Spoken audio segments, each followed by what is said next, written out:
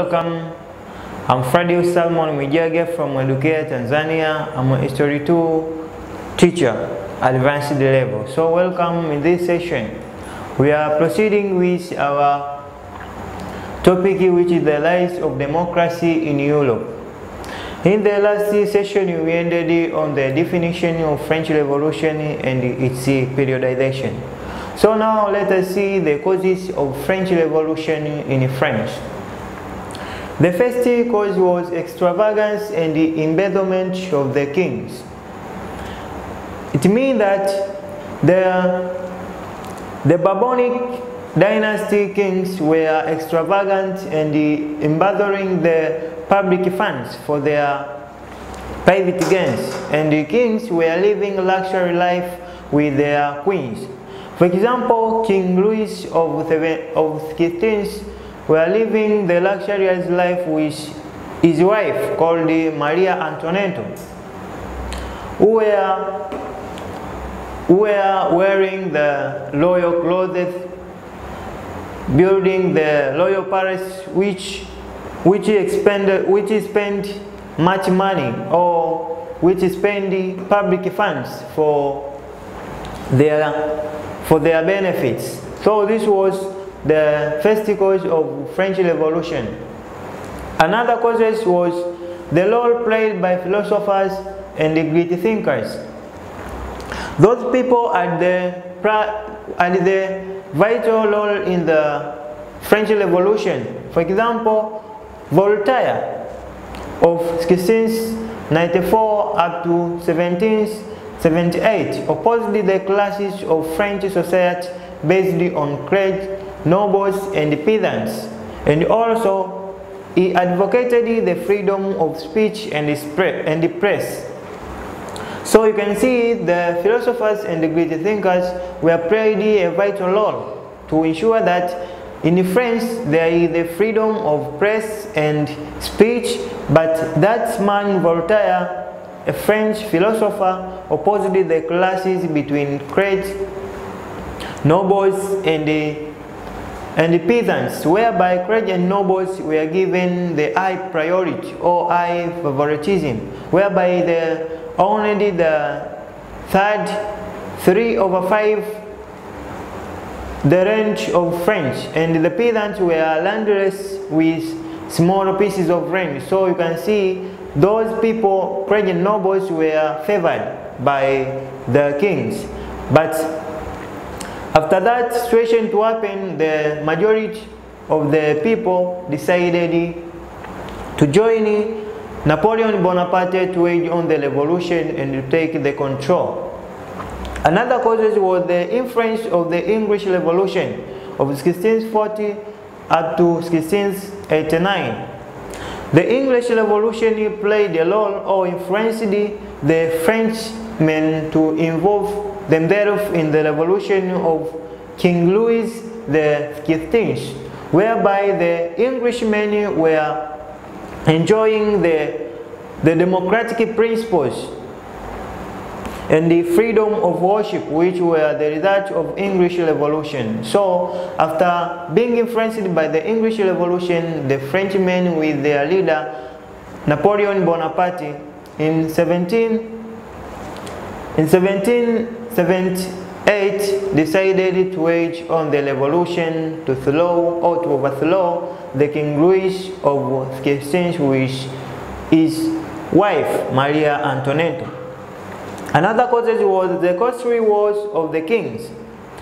The French kings like King Louis of XV waged on 7 years of war of 1756 up to 1763 against England and Prussia, currently is German, where she was defeated and forced to lose her possessions in Canada and India. So the kings of France were waged on the costly wars, whereby French proved failure or defeated on the War of 7 Years' War from that year to this year against England and Prussia. But after being defeated, was forced to lose possessions in India and Canada. So the majority of the people and Napoleon Bonaparte inspired the majority of peasants and the working class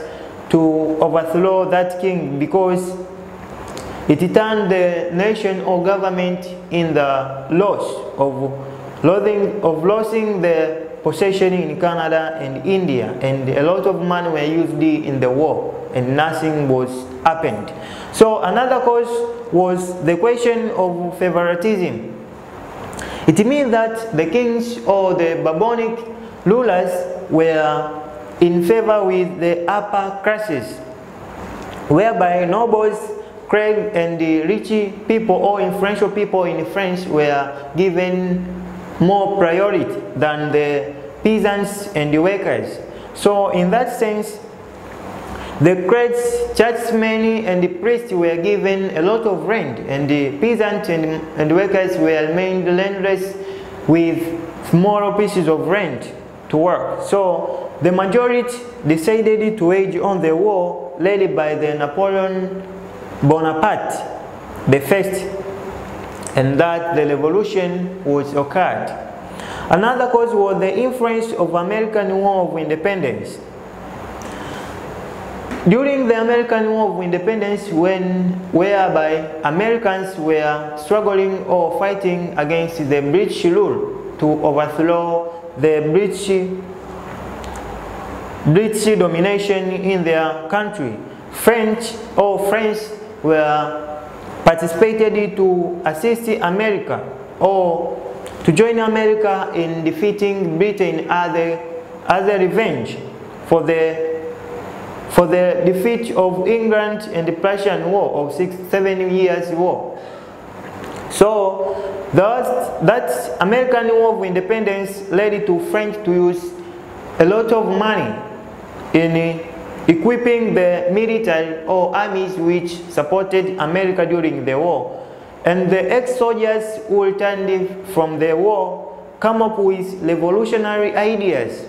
For example, Marcus de Lafayette was a group of ex-soldiers came up with revolutionary ideas, and they decided to plant those revolutionary ideas in the mind of majority of the people, peasants and workers, to wage on the revolution. And King Louis or the Bourbonic dynasty was overthrown by the peasants and the workers under the leadership of Napoleon Bonaparte in 1789.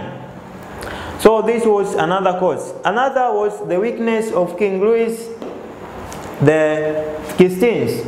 It means that king was weak because he failed to overcome the political and economic hardship which was happening during that time. So that king was weak also in whereby his wife Maria Antoinette was insisting him to suspend the influential people in France who were the financialists, who were the Jacques Necker and Jacques Turgot, who were suspended by King Louis the 16th. So you can see how that king was weak, and he had not the private or individual decisions, but his wife made some decisions instead of him. So the majority of the people in France angered with that situation, and they decided to wage on the revolution to overthrow his rule. The last causes was church's involvement in political and economic affairs of the state. It means that in France there was the interference of state affairs by the church or religion, whereby the churchmen were interfering the economic and the political affairs. So that was angered the French Parliament to overthrow the existing government under the King Louis the XVI and his wife. So these were the causes of French Revolution in France. So after looking at the causes, let us see the contribution of French Revolution to the rise of democracy in France. The first contribution was it led to declaration of equality to all people. It means that after the occurrence of French Revolution in 1789, the people of France become equal, whereby the democratic ideas or principles were used, which was equality for all men before the law, fraternity for brotherhood, and liberty for every person to wish as they wished to live. So this was the result of the French Revolution during that time. Another contribution, it led to the establishment of republican government. It means that after the French Revolution led to the establishment of republican government. For example, Napoleon Bonaparte I was elected democratically by the majority of peasants and workers to be in the power. So you can see after French Revolution, the democratic government or republican government was established. Another contribution, it led to introduction of human rights. The human rights was pronounced because the French Bourbonic system was not giving the human beings rights or their important rights like freedom of speech, freedom of worship, and other freedom. So after the French Revolution, those human rights were being pronounced. So this was another contribution. Another contribution, it contributed to freedom of worship. It means that after French Revolution, the people of France got the freedom of believing in any religion. So if someone was Anglican, was supposed to believe in Anglican church. If someone was Protestant, was supposed to believe in a Protestant. So this was another fruit of French Revolution. Another contribution was it contributed to the freedom of associations. It means that before the French Revolution, the Frenchmen had no freedom to form associations and the trade unions. So after French Revolution, various associations like political parties were formed, like Feuillants, Guillons, Cordeliers, and the Jacobins. These were political parties in French which were formed after French Revolution, that were competed to get power. So you can see the freedom of forming associations and the political parties were possible after French Revolution. Another contribution, it consolidated representative democracy.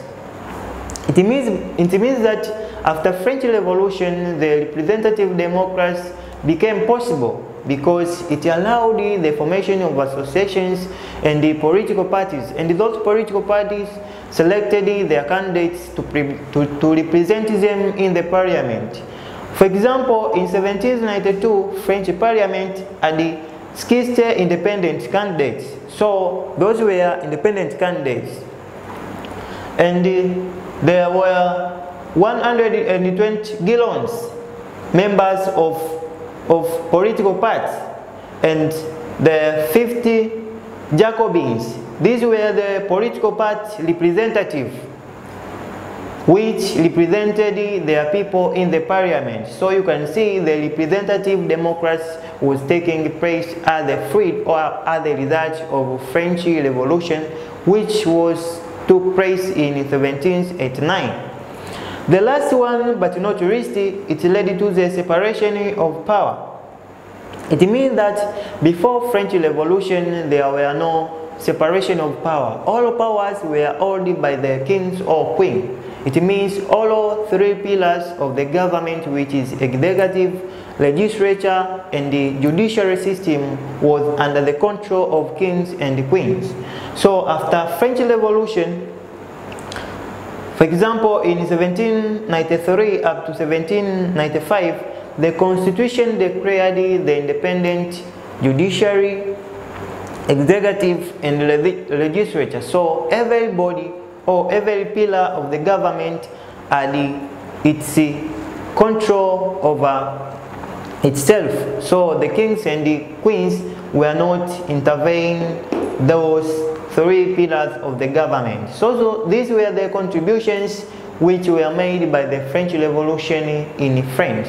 After looking that, there is an exercise here, which is is only one question, and it is stated that assesses the contribution of French Revolution to the rise of democracy in France. So until that, this is the end of our lesson. So thank you for watching me and welcome in another session. So